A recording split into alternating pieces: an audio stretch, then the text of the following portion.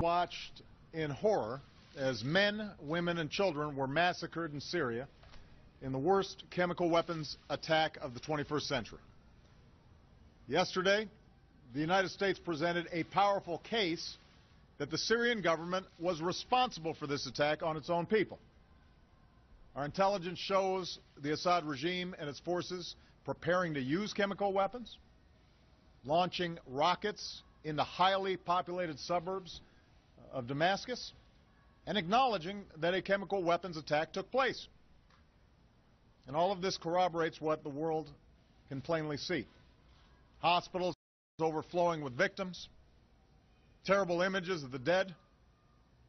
All told, well over 1,000 people were murdered. Several hundred of them were children. Young girls and boys gassed to death by their own government. Now, this attack is an assault on human dignity. It also presents a serious danger to our national security. It risks making a mockery of the global prohibition on the use of chemical weapons. It endangers our friends and our partners along Syria's borders, including Israel, Jordan, Turkey, Lebanon, and Iraq. It could lead to escalating use of chemical weapons or their proliferation to terrorist groups who would do our people harm. In a world with many dangers, this menace must be confronted. Now, after careful deliberation, I have decided that the United States should take military action against Syrian regime targets. This would not be an open-ended intervention. We would not put boots on the ground. Instead, our action would be designed to be limited in duration and scope. But I'm confident we can hold the Assad regime accountable for their use of chemical weapons, deter this kind of behavior, and degrade their capacity to carry it out. Our military has positioned assets in the region. The chairman of the Joint Chiefs has informed me that we are prepared to strike whenever we choose. Moreover, the chairman has indicated to me that our capacity to execute this mission is not time sensitive. It will be effective tomorrow, or next week, or 1 month from now. And I'm prepared to give that order. But, having made my decision as Commander-in-Chief based on what I am convinced is our national security interests, I'm also mindful that I'm the President of the world's oldest constitutional democracy. I've long believed that our power is rooted not just in our military might, but in our example as a government of the people, by the people, and for the people. And that's why I've made a second decision. I will seek authorization for the use of force from the American people's representatives in Congress. Over the last several days, we've heard from members of Congress who want their voices to be heard. I absolutely agree. So this morning I spoke with all 4 congressional leaders, and they've agreed to schedule a debate and then a vote as soon as Congress comes back into session.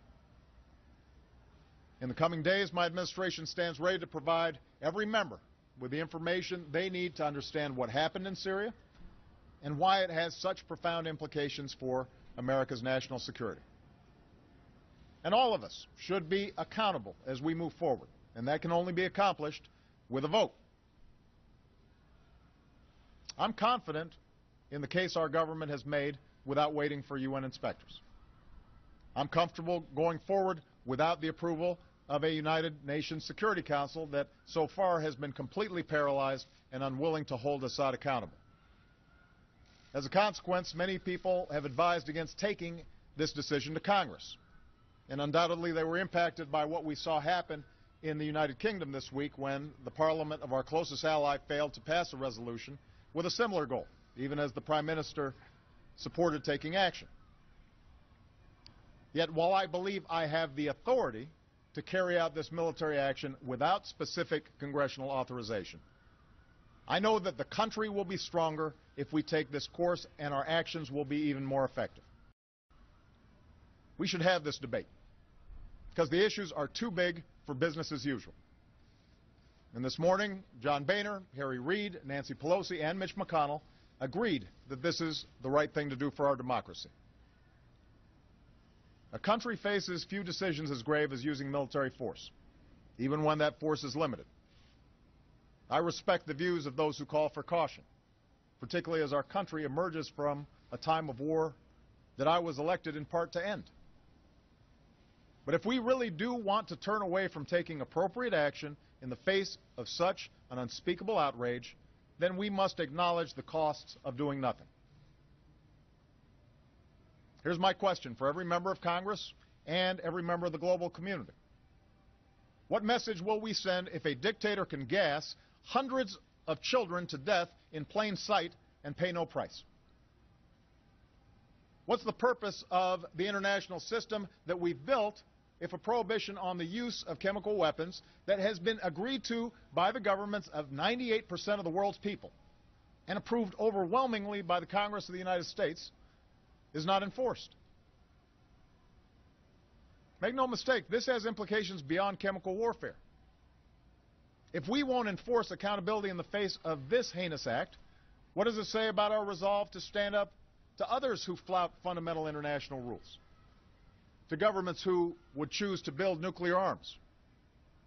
To terrorists who would spread biological weapons? To armies who carry out genocide? We cannot raise our children in a world where we will not follow through on the things we say, the accords we sign, the values that define us. So just as I will take this case to Congress, I will also deliver this message to the world. While the UN investigation has some time to report on its findings, we will insist that an atrocity committed with chemical weapons is not simply investigated, it must be confronted. I don't expect every nation to agree with the decision we have made. Privately, we've heard many expressions of support from our friends, but I will ask those who care about the writ of the international community to stand publicly behind our action. And finally, let me say this to the American people. I know well that we are weary of war. We've ended one war in Iraq. We're ending another in Afghanistan. And the American people have the good sense to know we cannot resolve the underlying conflict in Syria with our military. In that part of the world, there are ancient sectarian differences. And the hopes of the Arab Spring have unleashed forces of change that are going to take many years to resolve. And that's why we're not contemplating putting our troops in the middle of someone else's war. Instead, we'll continue to support the Syrian people through our pressure on the Assad regime, our commitment to the opposition, our care for the displaced, and our pursuit of a political resolution that achieves a government that respects the dignity of its people. But we are the United States of America, and we cannot and must not turn a blind eye to what happened in Damascus. Out of the ashes of World War, we built an international order and enforced the rules that gave it meaning. And we did so because we believe that the rights of individuals to live in peace and dignity depends on the responsibilities of nations.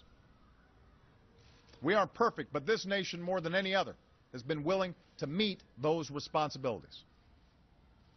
So to all members of Congress of both parties, I ask you to take this vote for our national security. I am looking forward to the debate. In doing so, I ask you, members of Congress, to consider that some things are more important than partisan differences or the politics of the moment.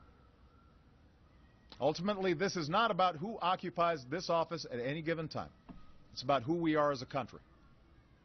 I believe that the people's representatives must be invested in what America does abroad. And now's the time to show the world that America keeps our commitments. We do what we say. And we lead with the belief that right makes might, not the other way around. We all know there are no easy options, but I wasn't elected to avoid hard decisions, and neither were the members of the House and the Senate. I've told you what I believe, that our security and our values demand that we cannot turn away from the massacre of countless civilians with chemical weapons. And our democracy is stronger when the President and the people's representatives stand together. I'm ready to act in the face of this outrage. Today I'm asking Congress to send a message to the world that we are ready to move forward together as one nation. Thanks very much.